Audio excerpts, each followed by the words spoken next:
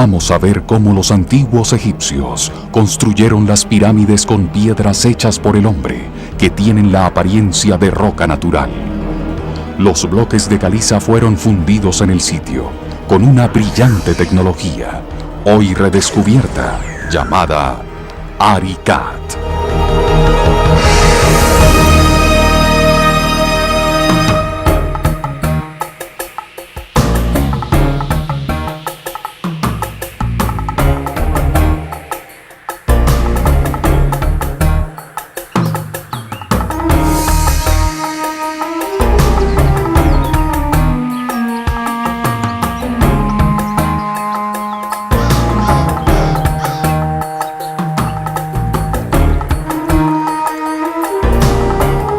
Las pirámides, algunas como esta, enormes y majestuosas. Las más duraderas fueron construidas con sólidas piedras.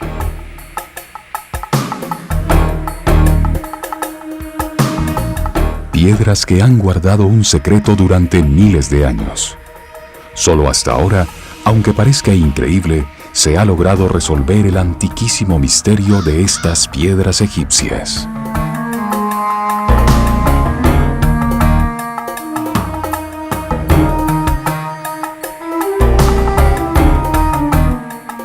Soy Walter Broderick y pertenezco a un pequeño equipo de investigadores independientes interesados en buscar respuestas a algunos de los enigmas del pasado. En la actualidad nos hemos enfocado en el misterio que encierran estas piedras egipcias, pues encontramos que la mayoría de la gente tiene un concepto equivocado acerca de ellas. Cree que las pirámides fueron construidas de una manera que, bien examinada, resulta imposible. A generaciones de niños de colegio se les ha pedido imaginar vastos ejércitos de esclavos egipcios que tallaban las piedras en lejanas canteras, las jalaban hasta aquí al lugar de las pirámides y luego las elevaban hasta colocar cada una en su sitio exacto. Pero, ¿cómo podría haberse hecho esto en realidad?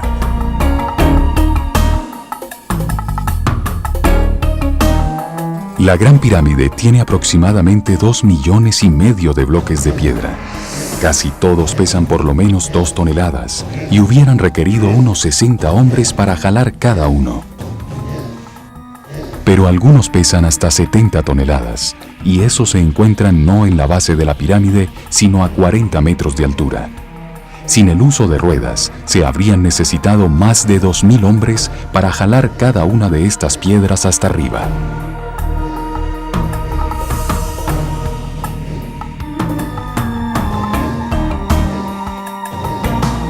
¿Cómo lograron construirla en tan solo 20 años, que fue lo que reinó el faraón Keops? Para lograrlo, habrían tenido que colocar en su sitio por lo menos 400 bloques diarios a partir del día en que el faraón asumió el trono.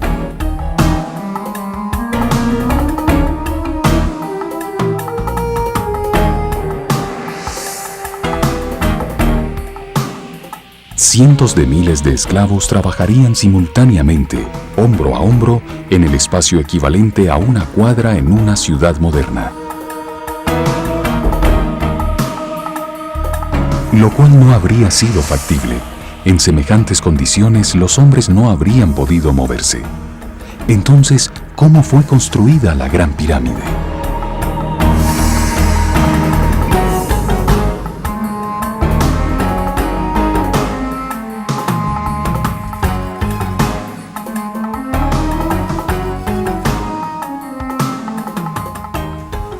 ¿Cómo podrían haber cortado estas piedras, que son extremadamente duras, con solo las herramientas más primitivas? En el mejor de los casos, habrían tenido una sierra de cobre, algo parecido a esto.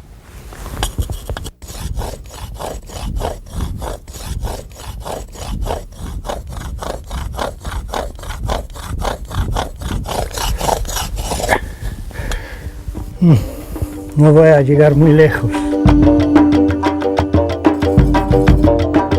¿Y cómo transportaron piedras tan grandes cuando aún no se conocía la rueda y por tanto no existían poleas para elevarlas en el aire?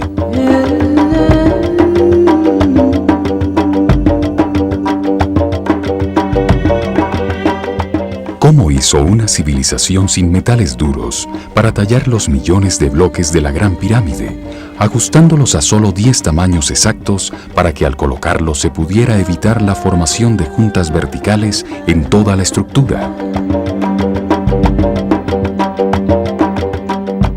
Por fin se ha encontrado la respuesta, pero antes de revelar el secreto de cómo las pirámides fueron fundidas en el sitio, observémoslas más de cerca.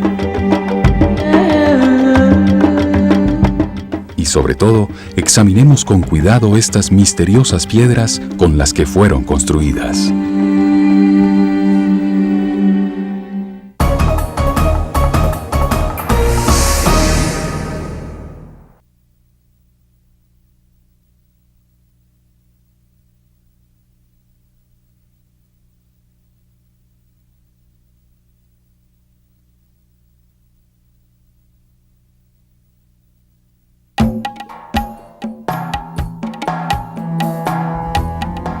Esta es la entrada original a través del gran muro que una vez encerraba completamente la pirámide escalonada aquí en Saqqara, considerada la más antigua de todas. De modo que es aquí donde uno puede comenzar a estudiar las técnicas empleadas en la construcción de las pirámides, algo que ha sido un enigma para la humanidad durante siglos.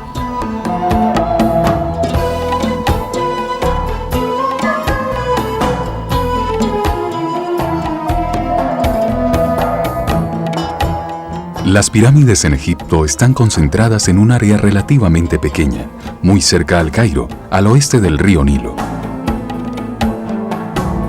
Mudos testigos de una civilización desaparecida se levantan en silencio sobre las arenas del desierto. Durante miles de años, muchas de ellas estuvieron sepultadas bajo estas mismas arenas. Fue solo en los últimos 200 años que los arqueólogos comenzaron a descubrirlas. El estudio de esta cultura, desaparecida hace tanto tiempo, recibió un temprano estímulo cuando Napoleón Bonaparte encabezó una expedición a Egipto en 1798. Su propósito fue más allá de lo militar. Napoleón llevó consigo un gran equipo de expertos, ingenieros, geólogos y naturalistas, sin hablar de artistas y grabadores, quienes después de muchos años de trabajo produjeron el primer estudio impresionante y profusamente ilustrado de los monumentos egipcios. Gracias a Napoleón, fueron los franceses los que realizaron el primer inventario serio de cientos de tumbas y templos, de la majestuosa Esfinge y de las gigantescas pirámides de Egipto. El trabajo fue continuado más tarde por otros europeos, estudiosos alemanes y británicos, entre otros, y también por norteamericanos. Los arqueólogos trabajaron sin cesar a lo largo de los siglos XIX y XX.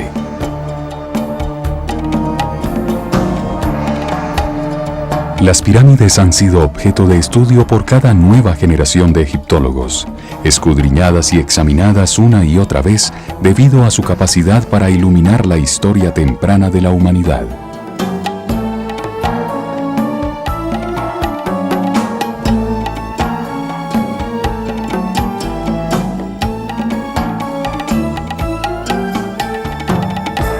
Sin embargo, y a pesar de tan largos y exhaustivos estudios, muchos misterios quedaron sin resolver y muchas preguntas sin respuesta. Hasta ahora, nadie había encontrado una respuesta convincente a una pregunta aparentemente sencilla: ¿cómo fueron construidas las pirámides?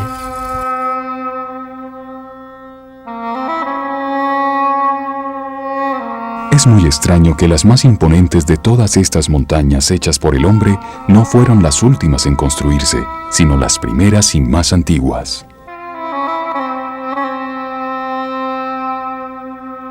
Asombrosa por su perfección, la complejidad de su diseño y también por sus gigantescas proporciones. Tiene la altura de un edificio de 60 pisos. La Gran Pirámide de Keops se encuentra al lado de la moderna ciudad de El Cairo.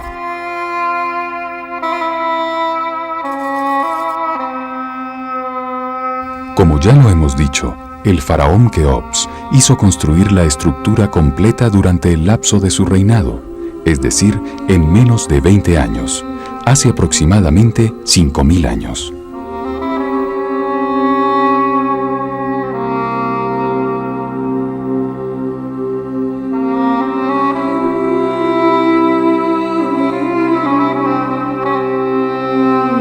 La única pirámide comparable como logro de diseño y construcción es esta, la primera que se construyó, la pirámide escalonada, levantada aquí en Saqqara unos 100 años antes de la Gran Pirámide.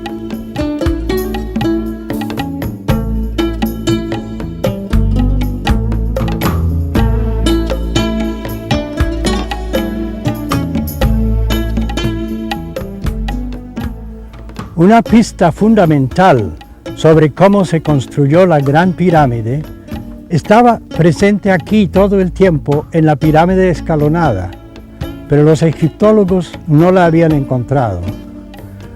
Simplemente quedaron perplejos ante el misterio sin poder hallar una respuesta satisfactoria.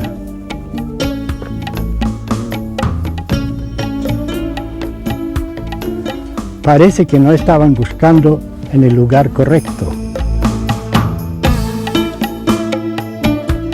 Los que examinaban las piedras de las pirámides eran arqueólogos, historiadores, ingenieros y arquitectos. Cuando estas piedras fueron sometidas al ojo analítico de otra clase de científico, comenzaron a revelar su secreto.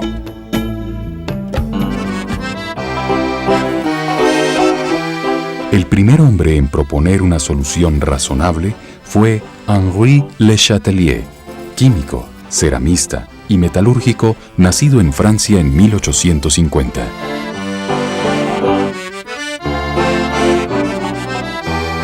A comienzos del siglo XX, observó que la famosa estatua de Kefren no tenía en su superficie marcas de las herramientas con las que pudo haber sido tallada.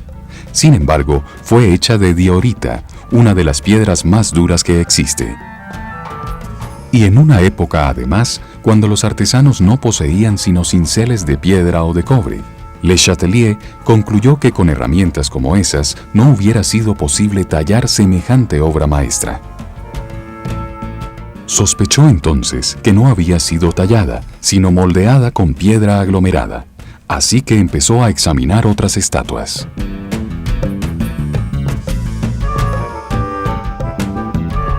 Se concentró en unas aparentemente esmaltadas, cortó secciones de ellas con una sierra de diamante y encontró que el esmalte no era una capa aplicada a la superficie, sino parte integral del material en el que estaba hecha la estatua.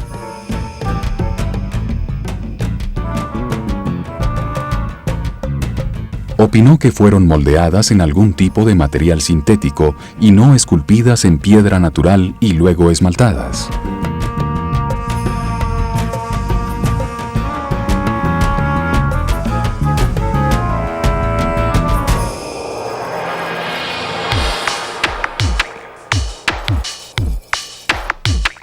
En tiempos más recientes, en Saint-Quentin, cerca de París, otro francés, el Dr. Joseph Davidovits, retomó el estudio donde lo había dejado su predecesor. El Dr. Davidovits es un científico célebre por sus investigaciones en un ramo de la química que estudia polímeros, materiales naturales hechos de moléculas compuestas a temperatura ambiente.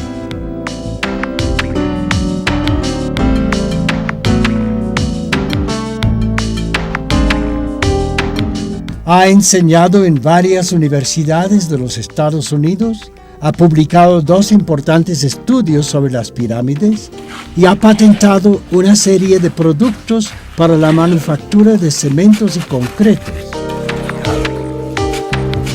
En 1998, el profesor Davidovits recibió la condecoración Chevalier de l'Ordre National du Mérite del Estado francés por su labor investigativa y sus numerosas patentes en la producción de cementos.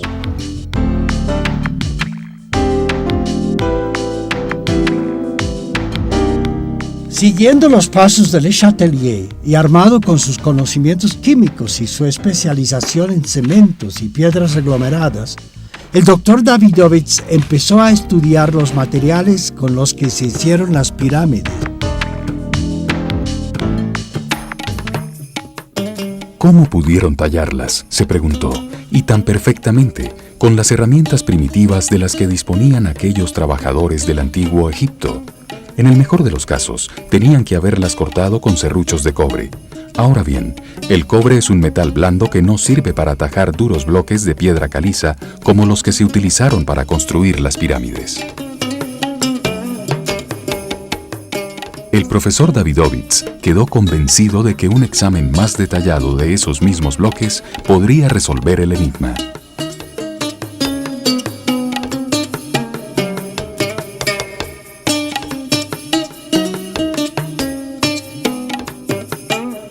Parece haber acertado. En todo caso, encontró evidencia que sugiere que los bloques de caliza no eran piedras cortadas, sino bloques artificialmente aglomerados que al secar tienen toda la apariencia de piedras naturales. Los bloques de las pirámides son de roca caliza, una piedra formada por los sedimentos de esqueletos y de conchas fosilizadas. Estos restos fosilizados se encuentran normalmente sedimentados en capas horizontales.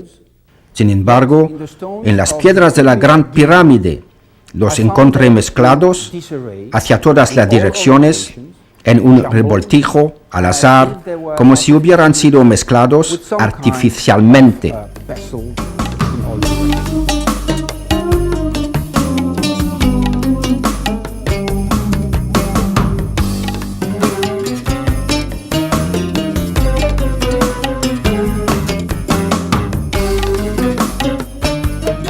Otro fenómeno que observé en los bloques fue la presencia de burbujas de aire junto con fibras orgánicas, quizás pelos, materiales extraños jamás encontrados en caliza natural.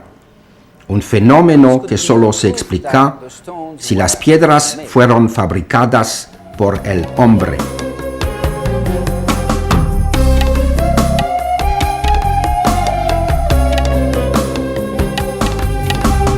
Algo más me intrigaba.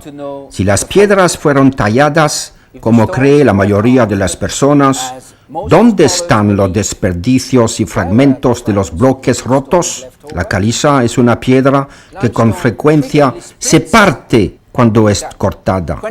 25 millones de toneladas de bloques de caliza tendrían que haber producido millones de bloques quebrados.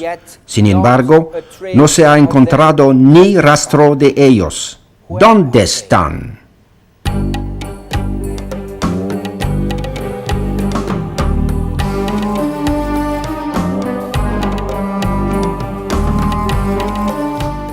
Para confirmar aún más su sospecha de que las piedras de las pirámides fueron moldeadas artificialmente, el doctor Davidovits descubrió una pista clave no muy lejos de su casa.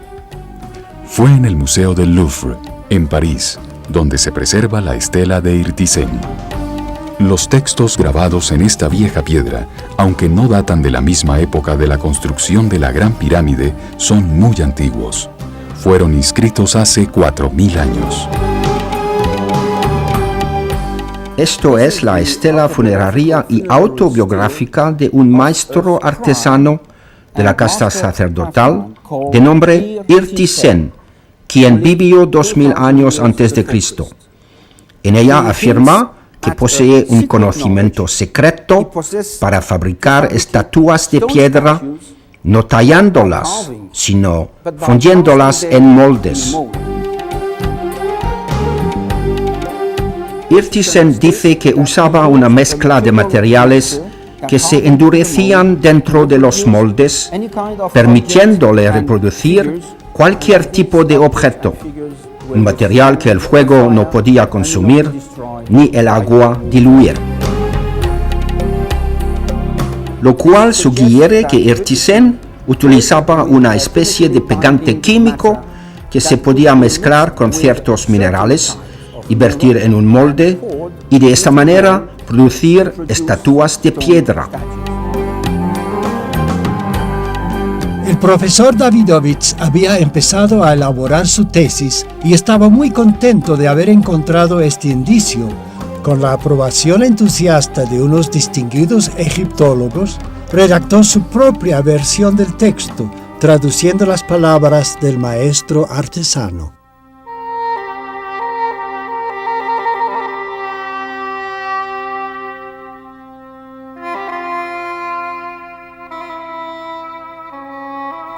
Conozco el secreto de los jeroglifos. Conozco las cantidades exactas de la receta para fundir piedra, para vaciarla en el interior de moldes y darle forma a un miembro en su lugar preciso. Conozco el andar de la figura de un hombre y la de una mujer, el instante para una postura realista, la humillante sumisión de un cautivo solitario, la mirada en los ojos de quien contempla a su hermana, el rostro asustado de un extranjero bajo custodia, el empuje del brazo de quien vence al hipopótamo, la pose del que corre.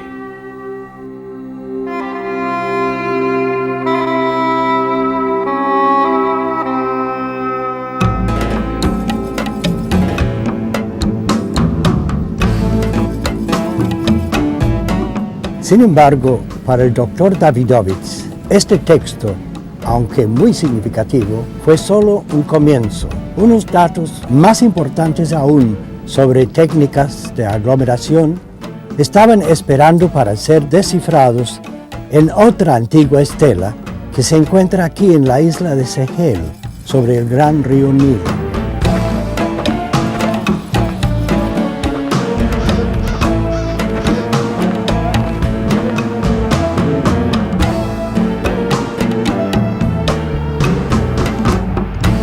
Finalmente, el profesor Davidovich iba a desenredar el misterio de cómo se hicieron las pirámides mediante una lectura cuidadosa e innovadora de los jeroglíficos que están tallados en la superficie de esta roca.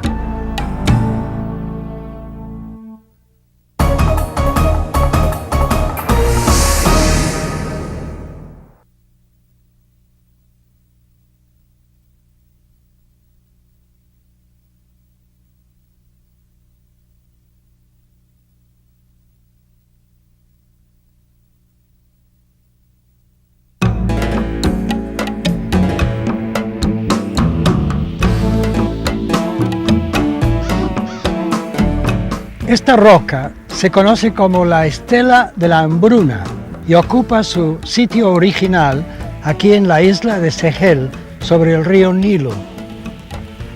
Su texto aparece, como pueden ver, en jeroglíficos, ocupando 32 columnas que deben leerse de derecha a izquierda.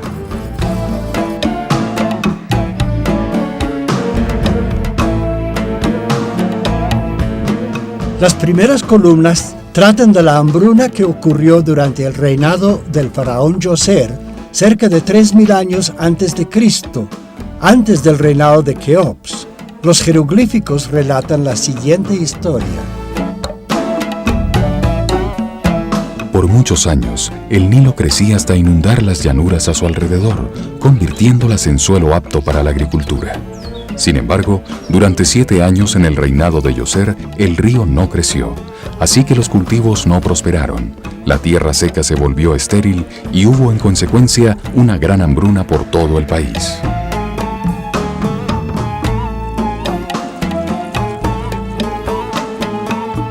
Pero el interés del profesor Davidovich se enfocó no tanto en los pasajes históricos sobre la hambruna, como en aquellos que describen una fórmula química empleada en tiempos antiguos por un sacerdote, el sabio Imhotep, para fabricar bloques de piedra aglomerada.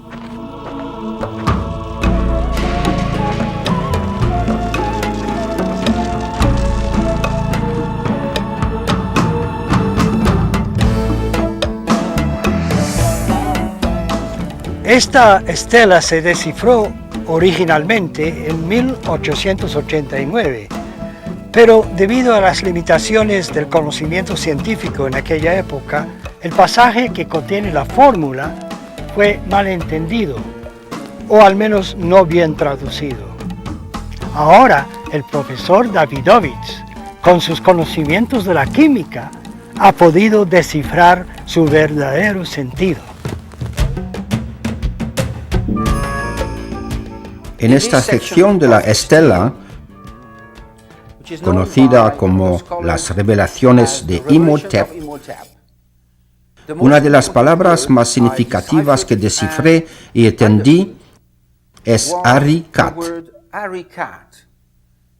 un compuesto de dos jeroglíficos que forman un solo adjetivo. Ari es el participio pasado de un verbo que significa trabajar con o dar forma, simbolizado por un ojo y una figura humana sentada, que indica que el trabajo es hecho por el hombre.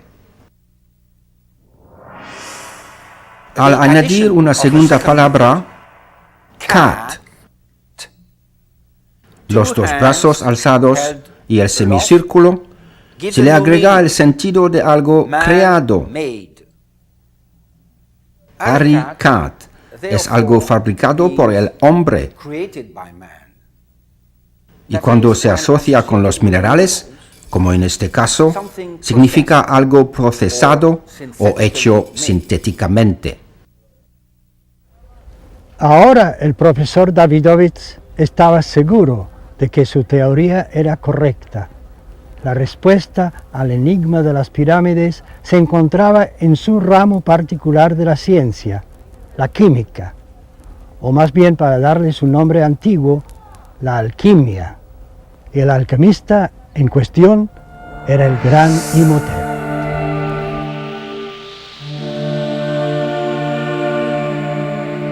Canciller y sumo arquitecto del faraón Djoser, fue Imhotep quien diseñó y construyó la pirámide escalonada en Saqqara, la primera manifestación de conocimientos superiores que se conoce en Egipto.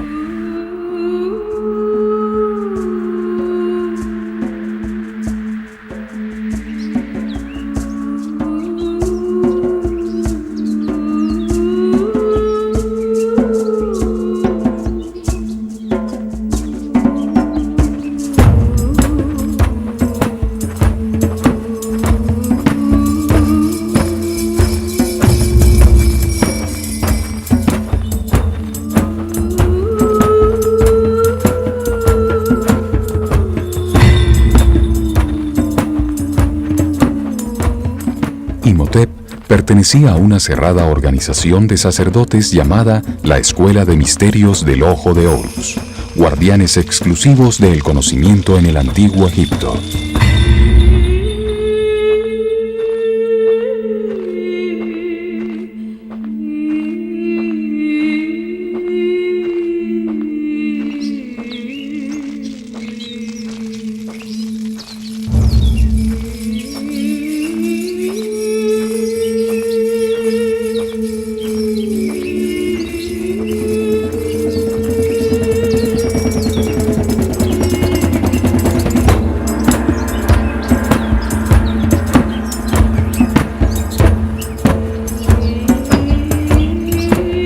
Imhotep, cuyo nombre quiere decir el sabio que viene en paz, fue venerado en Egipto durante 3000 años, es decir, desde su propia época hasta las conquistas de Egipto por los griegos y los romanos.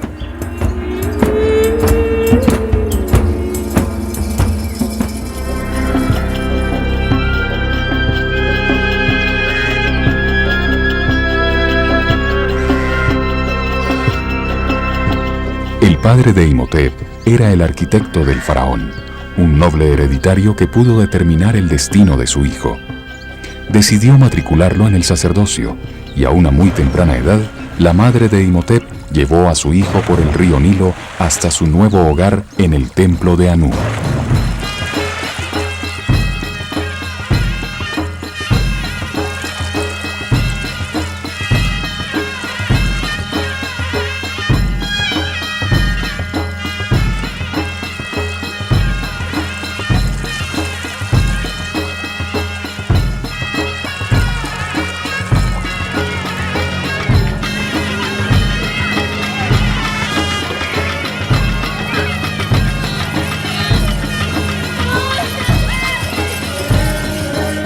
Fue allá, en ese centro de ciencia y religión, en su gran biblioteca, donde Imhotep empezó a aprender el significado de los símbolos, a leer y escribir en el lenguaje de los jeroglíficos.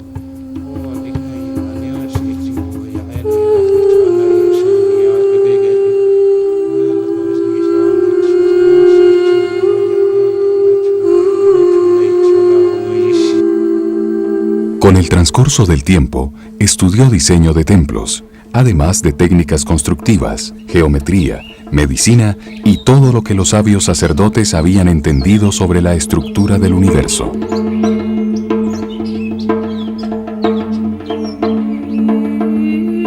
En las noches, aprendió cómo ubicar la posición de la Tierra en el mapa de las constelaciones y a calcular el paso del tiempo mediante una lectura de las estrellas.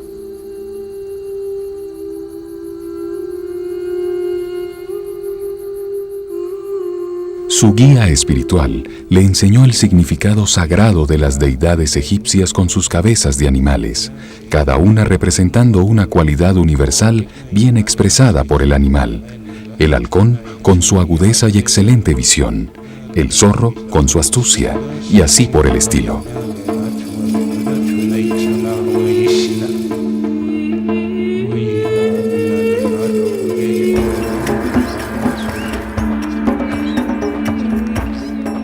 Un buen día, su mentor decidió que ya había alcanzado un grado de sabiduría tal que merecía ser ascendido y entrar al segundo sector del templo, donde iniciaría su entrenamiento en asuntos de alquimia. Los más experimentados alquimistas trabajaban allí, aglomerando la piedra para moldear las vasijas sagradas.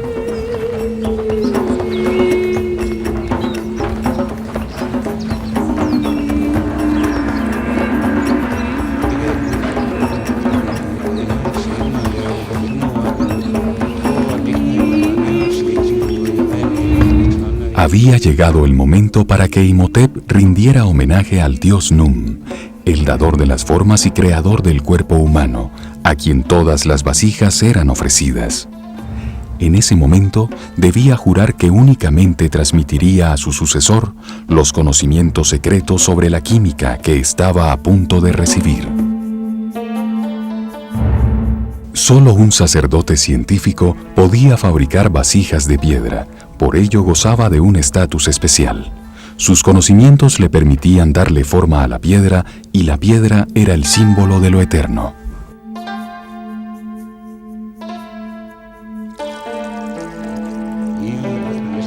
Ahora Imhotep pertenecía al cerrado círculo de los que sabían usar las sustancias químicas transformadoras.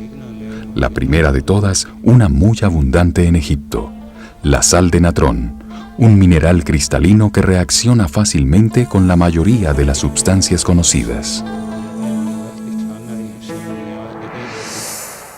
El natrón es una sal que es en realidad carbonato de sodio. Abunda en el desierto y en Wadi el Natrón. Los alquimistas egipcios lo utilizaban para catalizar la reacción química entre diferentes minerales silíceos. La sal de natrón también se usaba para hacer el pan sin levadura, que era el alimento nacional, para momificar, ya que preserva la carne por mucho tiempo después de haber cesado las funciones vitales. La sal de natrón jamás perdió su valor sagrado. En el Talmud simboliza la Torah o la ley, y en la Biblia es el símbolo de la alianza entre Yahvé y el pueblo elegido. Luego Imhotep aprendió que existía otra sustancia transformadora, la cal, un mineral que actúa como un pegante.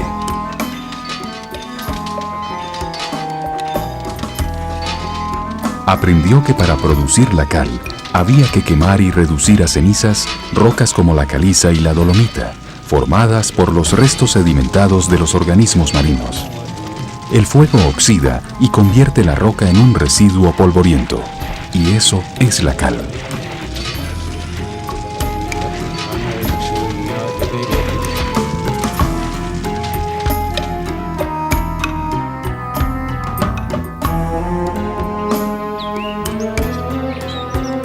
Las cenizas de leña también son ricas en cal, y los sacerdotes establecieron la costumbre de recibir como ofrenda las cenizas de las cocinas de todo Egipto.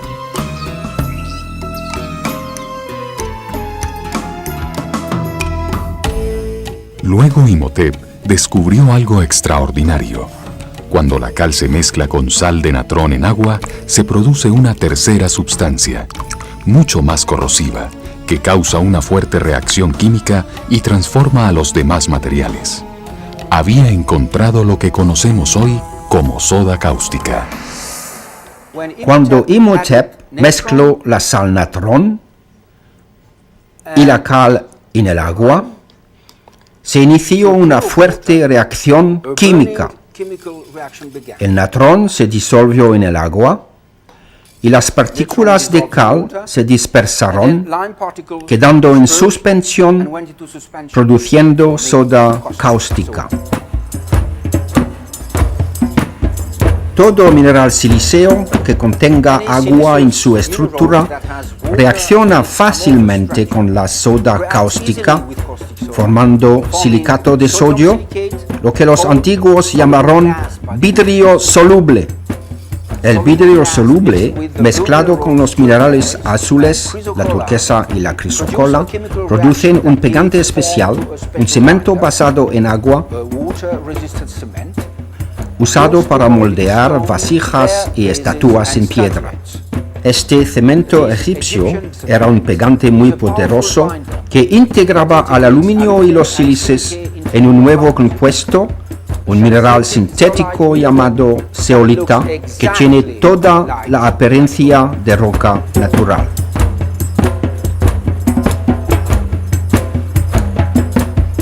Como ya veremos, no pasaría mucho tiempo antes de que los sacerdotes egipcios llevaran esta técnica a su conclusión lógica. Pronto estarían produciendo ya no pequeñas estatuas, sino inmensas montañas artificiales de piedra.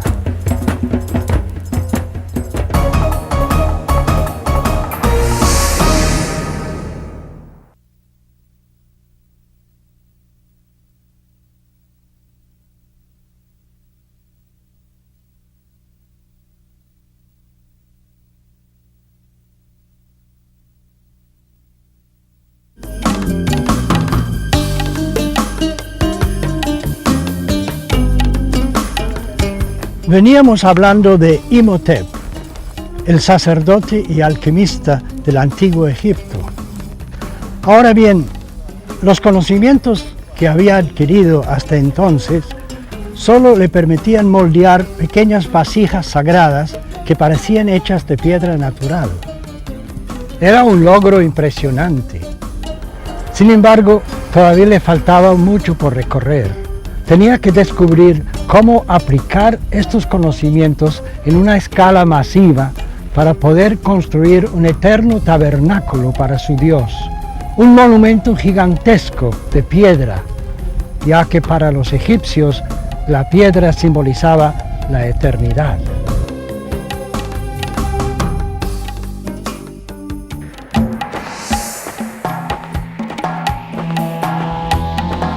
Imhotep intuía que la solución estaba en reproducir el pegante mineral usado por la naturaleza para solidificar los restos de organismos marinos en la formación de rocas calizas muy duras, capaces de resistir presiones enormes, un sol inclemente y unas lluvias recias durante millones de años.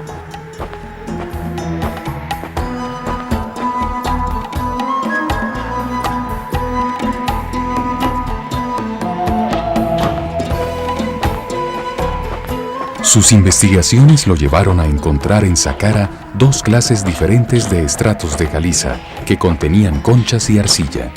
Una caliza de roca durísima, imperecedera.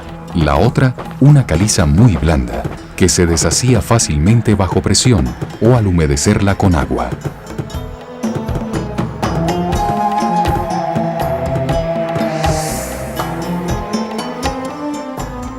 En el borde de la plataforma de Saqqara encontré dos tipos distintos de piedra caliza.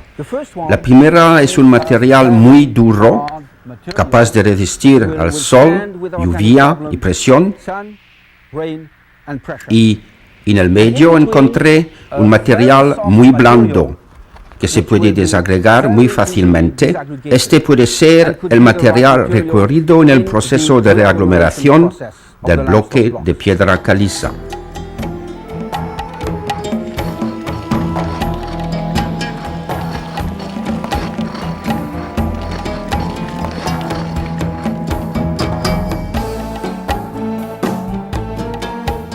Cuando Imhotep aplicó agua a la caliza blanda, se deshizo, dejando una greda blancuzca y arcillosa con los restos de los organismos marinos en el fondo.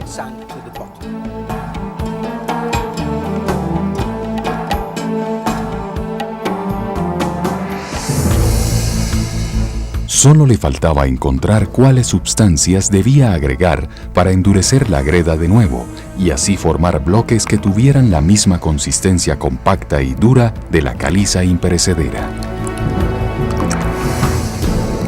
Seguramente Imhotep experimentó con varias sustancias hasta que mezcló esa greda de caliza suave con soda cáustica. Eso desató una reacción entre la greda y la cal, que produjo un poderoso pegante.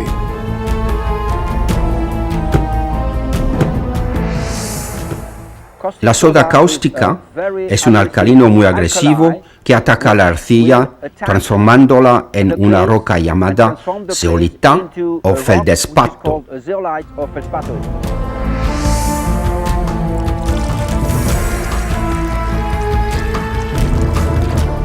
El mismo pegante geológico que normalmente necesita miles o tal vez millones de años para formar una piedra, consolidaba y solidificaba conchas y demás agregados en cuestión de 24 horas, y se demoraba unos 30 días más hasta secar completamente.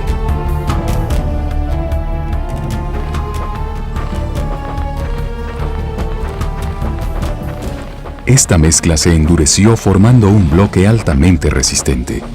Imhotep pudo presentar un bloque de piedra artificial a su soberano, el faraón Djoser. No era muy grande, pero como adelanto científico, era enorme.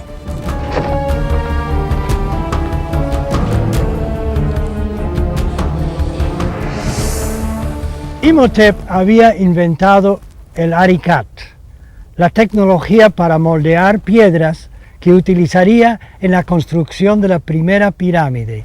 Esta, la pirámide escalonada, diseñada y construida bajo su dirección durante el reinado del faraón Djoser.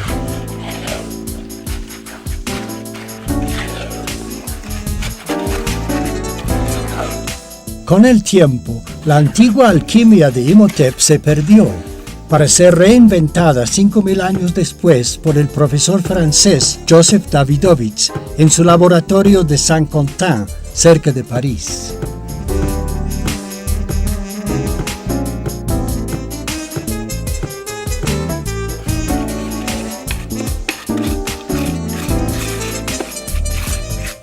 El profesor Davidovich se sentía tan seguro de la fórmula que había descubierto en la estela de la hambruna que se puso a fabricar una piedra artificial tal como lo había hecho el gran Imhotep tanto tiempo atrás.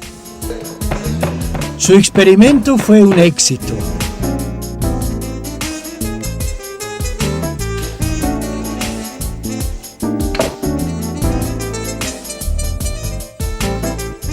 Decidió fabricar una piedra más grande, de las mismas dimensiones de aquellas que se ven en la pirámide de Keops.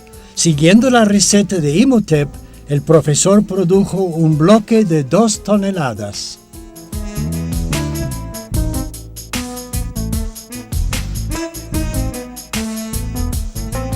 Hemos estudiado esta roca y a esta escala y en estructura microscópica aparece exactamente como una roca natural, una caliza fosilífera. Si el profesor Davidovich tiene razón al afirmar que los antiguos egipcios habían desarrollado tan sofisticada tecnología, entonces, ¿por qué no llegó hasta nuestros días? El cemento Portland, como lo conocemos, no se inventó sino hasta el inicio del siglo XIX. ¿Cómo se perdió la fórmula de los egipcios? ¿Y por qué? No lo sabemos, pero es un error suponer que las tecnologías y las innovaciones más recientes son necesariamente superiores a las antiguas. Muchos son los descubrimientos científicos de tiempos antiguos que se perdieron para luego ser reinventados. En Egipto, la revolucionaria tecnología empleada en la construcción de las pirámides no era ampliamente conocida. Al contrario, era propiedad exclusiva de un pequeño grupo de sacerdotes.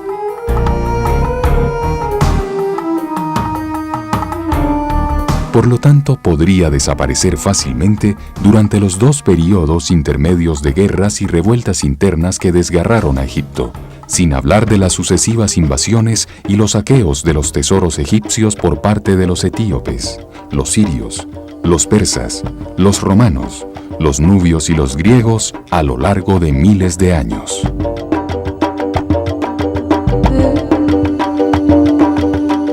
Y no solo se perdió la tecnología, también llegó el momento en que las grandes obras agotaron las minas y canteras y ya no se disponía de cantidades suficientes de los materiales precisos para trabajar.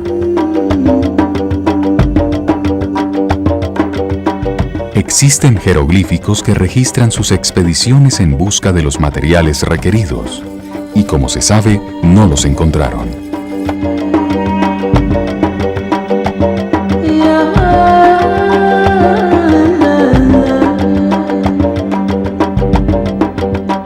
Es revelador mirar las pirámides construidas en tiempos más recientes, es decir, hace apenas 3.000 años, comparado con los 5.000 años que nos separan de la era de Imhotep y más tarde de Keops con su pirámide gigante.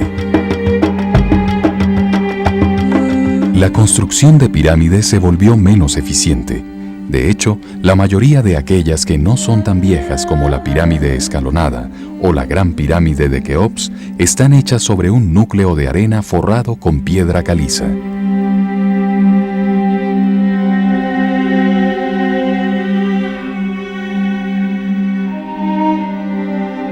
Tenemos 2 tipos diferentes de construcción de pirámides.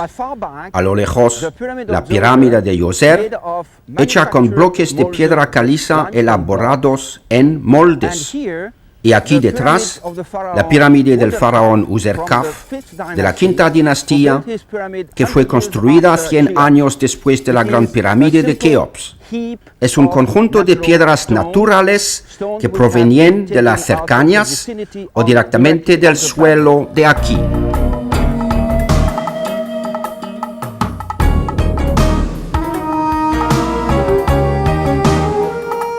Al quitar su recubrimiento, como sucedió cuando nuevos constructores reciclaron sus bloques para construir otros monumentos, esas pirámides se derrumbaban. Su material no era comparable con aquellas piedras duraderas con las que se hicieron las estructuras más antiguas.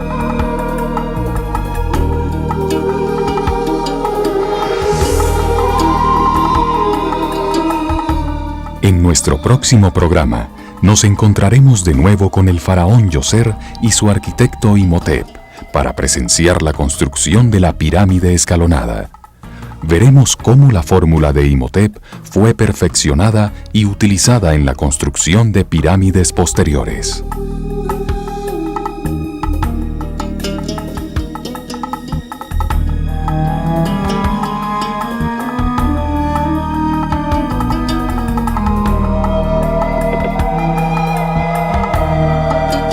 Seremos testigos de cómo el tamaño de las piedras aumentó gradualmente durante la era de la construcción de las pirámides, desde los pequeños bloques de Imhotep que pesaban unos pocos kilos hasta los enormes bloques y vigas de soporte que pesaban cientos de toneladas, imposibles de jalar y elevar sin ruedas ni poleas. La explicación propuesta por el Dr. Davidovich todavía no ha sido aceptada universalmente por los egiptólogos. Muchos siguen propagando la imagen de cómo miles de esclavos jalaban las piedras a los sitios de las pirámides para luego elevarlas mediante rampas.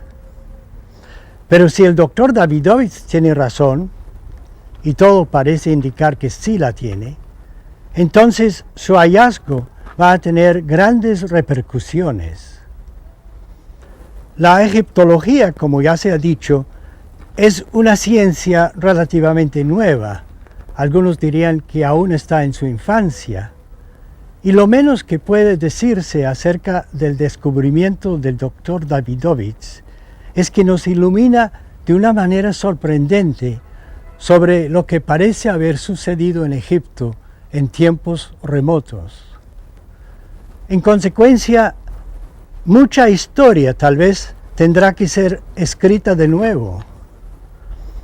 Y quién sabe, a lo mejor otros secretos se esconden aún dentro de estas misteriosas piedras egipcias.